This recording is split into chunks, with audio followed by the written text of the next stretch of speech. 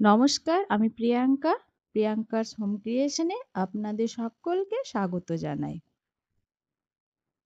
চলে এসেছি আমি শীতকালের সবজি নিয়ে।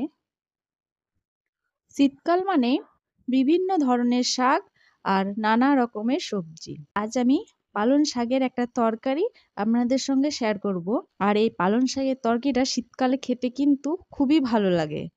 ভিডিওটি কিন্তু স্কিপ করে দেখবেন না, চেষ্টা করবেন পুরোটাই দেখার। তাই গ্যাসের ফ্লেমটা অন করে একটা কড়াই বসিয়ে দিলাম। কড়াইয়ের মধ্যে দিয়ে দিলাম 1 থেকে 1.5 চামচ পরিমাণ সাদা তেল। আমি এই রেসিপিটা সাদা তেলেই করব, আপনারা চাইলে সরষের তেলেও করতে পারেন। তেলের মধ্যে আমি কিছুটা পাঁচফোড়ন দিলাম আর তেজপাতা দিলাম। এই পাঁচফোড়ন এবং তেজপাতা থেকে সুন্দর একটা গন্ধ বের হওয়া পর্যন্ত একটু ওয়েট করে নিয়ে তারপরে দিয়ে দিলাম কেটে রাখা আলু, শিম, বেগুন। আলু, শিম, বেগুন সমস্ত কিছু একসঙ্গে আমি ভালো করে নাড়াচাড়া করে নিচ্ছি। আলু, শিম, বেগুন একটু ভালো করে নাড়াচাড়া করে নিয়ে তারপর আমি দিয়ে দিচ্ছি একই সঙ্গে কেটে রাখা পালং শাক, বেগুন। আর এই বেগুন খুবই তাড়াতাড়ির মধ্যে সেদ্ধ হয়ে যায়। তাই এই পালং শাক, বেগুন, আলু সমস্ত কিছু একসঙ্গে আমি ভালো করে নাড়াচাড়া করে নিচ্ছি।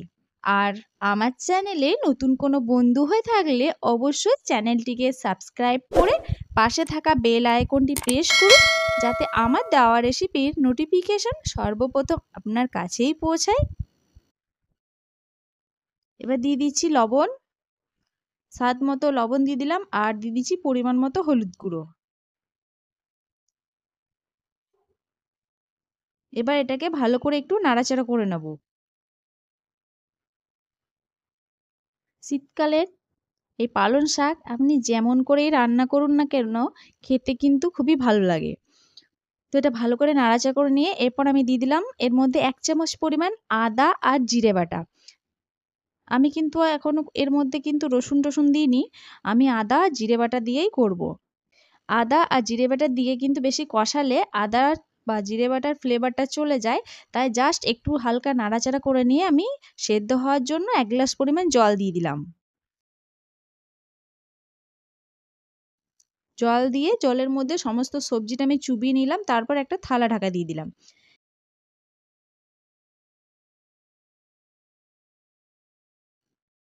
৫ থেকে ৭ মিনিট পর একবার করে থালাটা তুলে নিয়ে এভাবে একটু নাড়াচাড়া করে নিতে হবে, যাতে সবজিগুলো ভালো করে সেদ্ধ হয়ে যায়।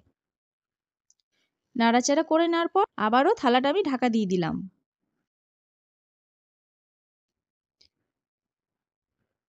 এবার আমি থালাটাকে তুলে আরেকবার ভালো করে আমি নাড়াচাড়া করে নিচ্ছি। আর আলুগুলো দেখুন কত সুন্দর সেদ্ধ হয়ে গিয়েছে।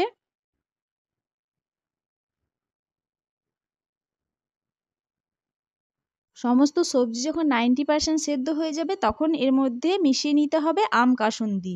এই আম কাসুন্দিটা কিন্তু আমার সম্পূর্ণ বাড়িতে বানানো, কোনো রকম কেমিক্যাল ছাড়াই। আর এটা কিন্তু আমি সেই আমের সিজনেই বানিয়েছি। এখনো পর্যন্ত কিন্তু এটা নষ্ট হয়নি। সেম একই টেস্ট আছে এবং একই কালারও আছে। আর আপনারা যদি এই আম কাসুন্দি রেসিপি দেখতে চান তাহলে আপনাদেরকে আমার পেজে ডেসক্রিপশন বক্স বা আই বাটন ফলো করে নিতে হবে। আম কাসুন্দিটা দেওয়ার পর এবার আমি এটাকে ভালো করে নাড়াচাড়া করে নিচ্ছি। যেটুকু এক্সট্রা জল থাকবে সেটাকে এইভাবে নাড়াচাড়া করে টানিয়ে নিতে হবে।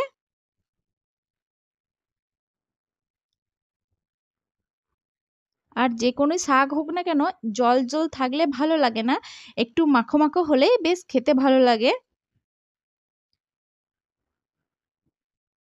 তাই এভাবে এক্সট্রা জলটাকে আমি নেড়ে নেড়ে টানিয়ে নিচ্ছি।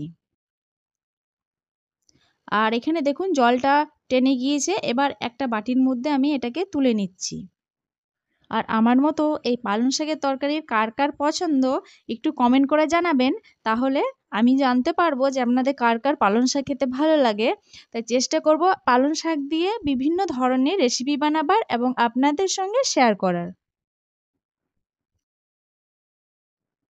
ব্যাস বাটিতে তুলে নিলেই পরিবেশন করার জন্যে রেডি শিম, বেগুন, আলু আর পালং শাক দিয়ে তরকারি। এই শাকের তরকারিটা গরম গরম ভাতের সঙ্গে খেতে কিন্তু অসাধারণ লাগে। তাই আজকের রেসিপি আপনাদের কেমন লাগলো অবশ্যই কমেন্ট করে জানাবেন, আর ভালো লাগলে একটা লাইক দিয়ে প্রিয়জনদের সঙ্গে বেশি বেশি করে শেয়ার করবেন। ভালো থাকবেন, সুস্থ থাকবেন। দেখা হবে নেক্সট ভিডিওতে নতুন একটা রেসিপি নিয়ে।